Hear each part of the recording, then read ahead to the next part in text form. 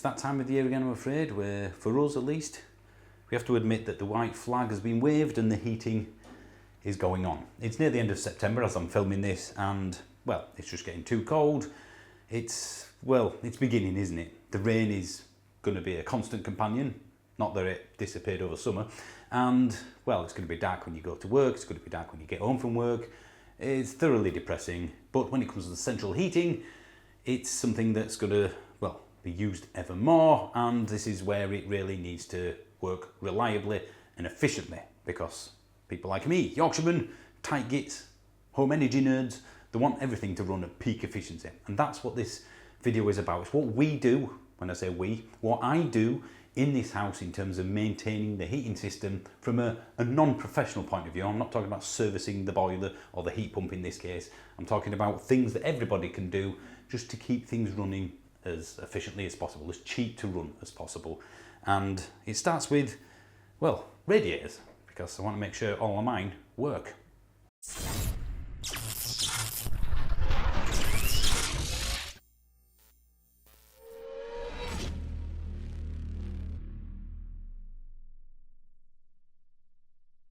Now, I should point out again, I'm not a professional. This is what I do to our house, and that's something I say in every single video. Every house is different. Everyone has different unique patterns and systems and efficiency levels and insulation, all that sort of stuff. So there are generic things everyone can do, but this is what we do. So it doesn't necessarily mean it would suit your property. So as I said, we've got a heat pump. We've had it just over a year. The house is basically the same as it was when we had the gas boiler for many years before that. But effectively, it's all down to keeping things running as good as they can. We will be getting the heat pump system serviced, so that'll be in a future video. It's getting done in the next couple of weeks-ish, I believe.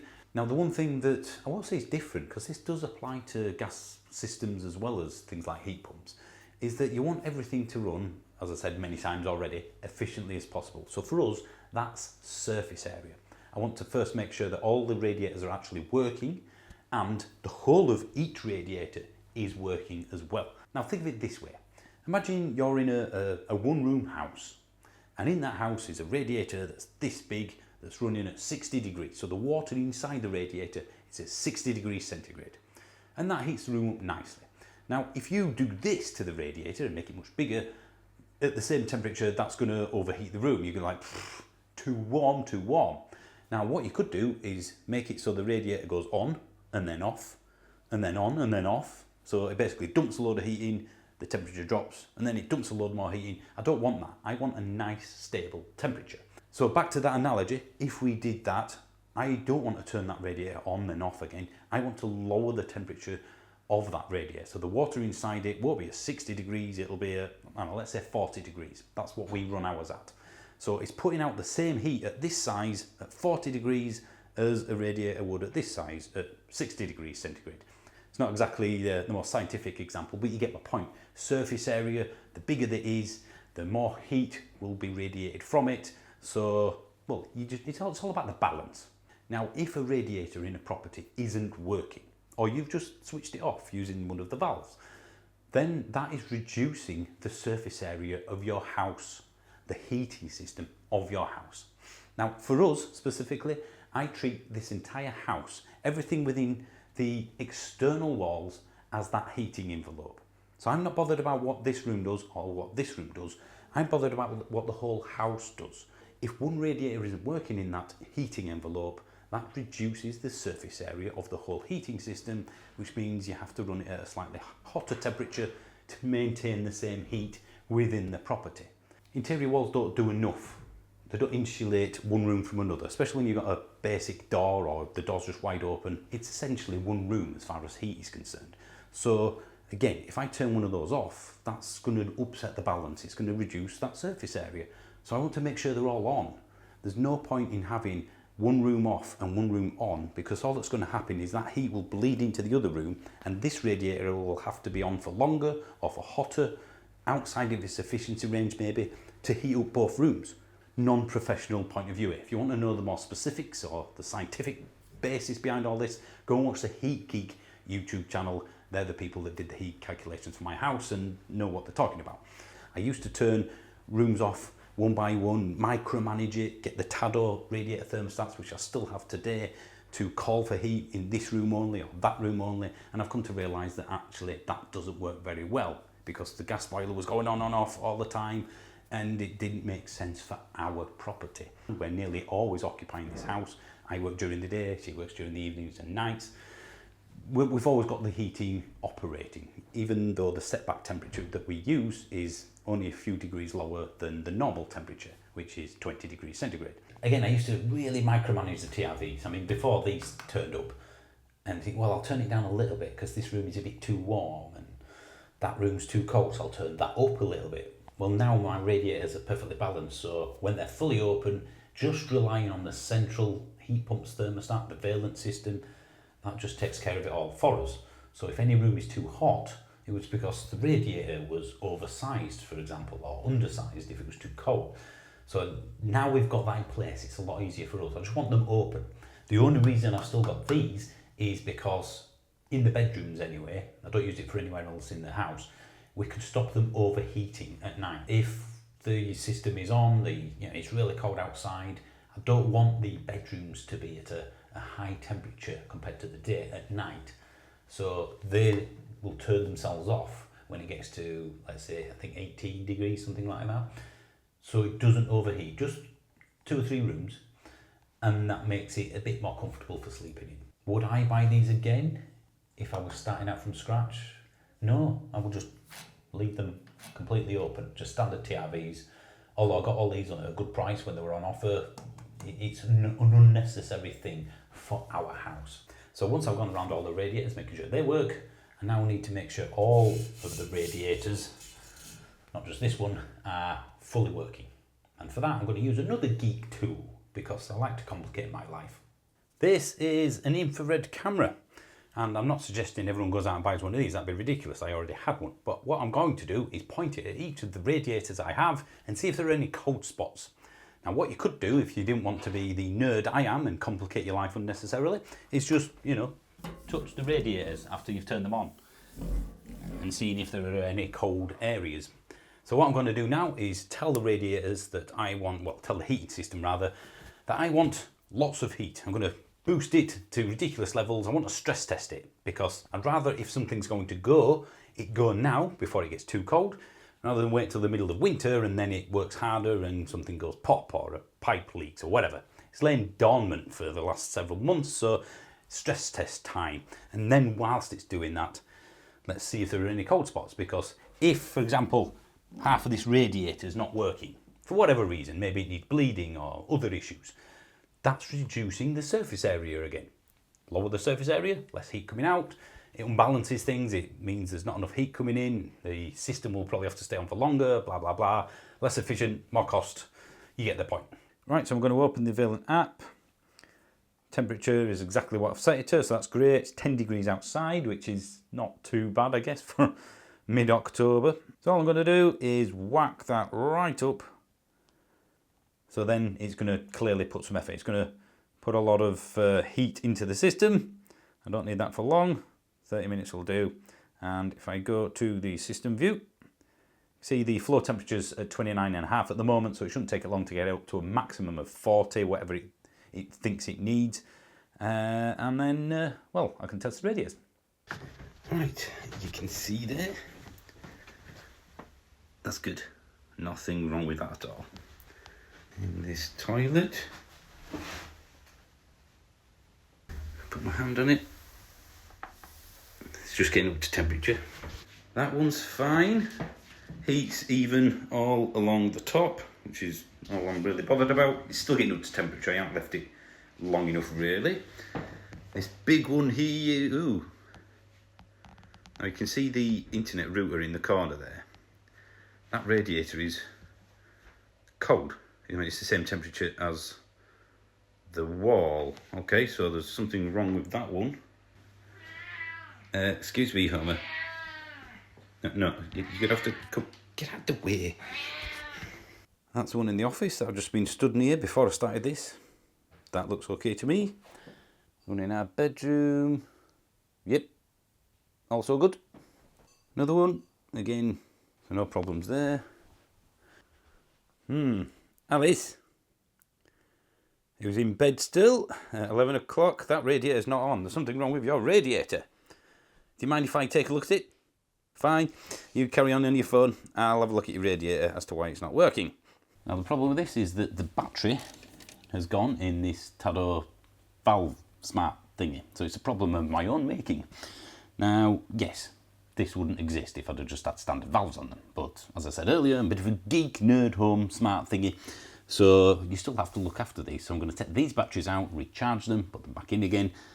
Probably get about 18 months, if anybody's bothered, between having to recharge them. So that's, I don't mind that at all, given the flexibility and the monitoring that they give me. Just have to unscrew it. Pretty straightforward. And I'm going to recharge them and put them back in. I was really fiddly getting them back on again. There we go. That's now recalibrating, and this radiator should come on in a second.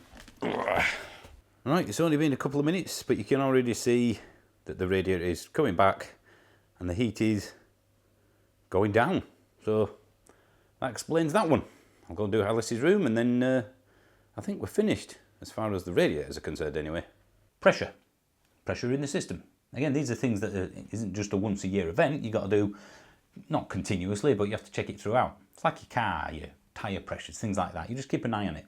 So that I have to do downstairs. Right, so if I open this, I can see on that side there, just get it lit up. So pressure's okay, but I'm probably going to put a little bit more in. So if I just turn this here, and that one there, you can hear it coming in. And that's as simple as that. Getting past this though. Now if you open the Tado app, and this is another reason why I've kept them round, I can monitor the temperature of the different rooms. I've got them set to a -1 degree centigrade offset before you mention anything. So the house is pretty much at 20 degrees everywhere, near enough anyway, because I want them to always remain open. That's why they say heating to 23 degrees. From their point of view, they're just waiting to get warmer and warmer, so they will always remain open. So the Valent system, the Valent thermostat downstairs does all of the control. These just stop overheating. For example, as I mentioned earlier, with the bedrooms, that is currently, well, it's at a realistic 20, right? It thinks it's at 19. But if I go to that there, flip it round, you can see that the nighttime temperature is lower than the daytime temperature. I have been playing around with it, I should point out. The schedule, as you can see here, it's 18 at night, a maximum of, and maximum of 22 during the day, because no one likes to be in a red hot bedroom. I'll rephrase that. You know what I mean. Go in settings, you can see that we've got the dining room and the main bedroom. Batteries are low, so I'm going to have to keep an eye on them. In the previous videos, a few people have asked what schedule we use for the heat pump. Now this is slightly, well, possibly slightly unique compared to a lot of other people, and certainly compared to the gas boiler we had before, because we're on the time of day tariff called Octopus Intelligent, which means between 11:30 p.m. at night until 5:30 a.m. So basically for 6 hours, we have very, very cheap electricity, relative anyway, which is 7.5 pence per kilowatt hour. So I want as much as possible to happen with something like the heat pump, which uses electricity, of course. So that's when we do the hot water. That takes anywhere from, I don't know, 20, 30 minutes to an hour, depending on how empty it was beforehand. So it doesn't matter if it's not quite the most efficient time for it to happen. It's by far the cheapest, 7.5 pence rather than 30 during the day. So if I just open the app, if I click on that cog there, and the control, heating, weekly planner. So between 1 a.m. and 5:30, it's set to heat the house up to 19.5 degrees. Normally we wouldn't do that because you don't want a hot house during the night, as I said, hence the Tado thermostats. They stop, or at least reduce, the chances of the bedrooms overheating. But I also want to take advantage of the cheap electric. If I want to change anything, so let's imagine I want to put that at 20 degrees. Then I just click set and then copy the daily settings. So Monday, Tuesday, Wednesday, Thursday, Friday, Saturday. Click apply, and then all of the dates are the same. All of the days, sorry, are the same because, well, there's no real difference. The hot water, As you can probably imagine, that's been done between 4 and 5:30, because then all our hot water is heated up to 53 degrees, right up at the end of the Octopus Intelligent cheap tariff. Then the home battery kicks in and it just has to maintain a temperature. It doesn't have to ramp up, or the heat pump doesn't have to use a lot of electricity to get the house back up to temperature. It just maintains it. So for 6 hours, we just use the grid because it's cheap in winter now. And for the rest of the day, the battery should take care of most of it, apart from maybe the coldest of days. We are still getting some solar at the moment, so obviously that takes care of some of it. But in winter, we don't really get enough. So that's the schedule, and that's how we run it. Okay, we are done. Is there anything that you do to your system, as in a non-professional way? I mean, in terms of tweaking it, checking it, making sure it's running just right?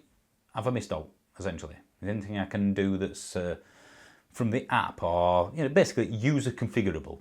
Yes, the infrared thing's a bit of a fun thing for me, but you can just do it the old-fashioned way. You don't need the cameras or anything like that. That's a bit silly. And I should point out that this would be the same, and was the same, with the gas boiler. It's not a heat pump specific thing. You want the system running as efficiently as possible, regardless of what heats the house up. Otherwise, you're just wasting money. I get a ton of comments from people that clearly do not like heat pumps. I don't know what it is. Just don't watch the videos. It's quite straightforward. And yes, we've gone through a very cold winter and we were perfectly fine because the system was designed properly. If it's not designed properly, it won't work. I get a lot of people also saying that they wouldn't suit the heat pump because they'll need to insulate the house a lot, in terms of, it's an old house or something like that. You want to be insulating your house no matter what heating system you've got, because otherwise you're just wasting money on gas or electric. Whatever's heating it, insulation's the first port of call. I say this time and time again. But for us, and in terms of running costs, it's brilliant. If you want to know more about the running costs or the installation costs or anything like that, click on my channel name, Electric Vehicle Man, click on playlists, and then look for the, I think it's Eco Home or something to that effect. Click on that. That's all the heat pump videos are in there, essentially. The ones about when we were in the winter, how much it costs during the coldest days, how much it costs to install, etc, etc. So all the information about our system, before you ask any questions, are in those videos. Right, that's it, I think. Are we done, Homer? Yes, we're done. If he doesn't get enough sleep now, we won't have enough energy for his main snooze later on, so I'll leave him to it. You good boy. Seriously though, thanks for watching, and if you want some extra stuff, then we've got the Driving Home, which is the second channel to this channel. That's in the description below as always, in every video, and of course members only, for 99p a month, cancel at any time. You get videos like this on a Sunday instead of Friday, as well as occasional live streams and various other benefits. So I think we're done. Homer, are we done? Are we done? Right guys, thanks for watching. We will see you soon, won't we? Yes, we will.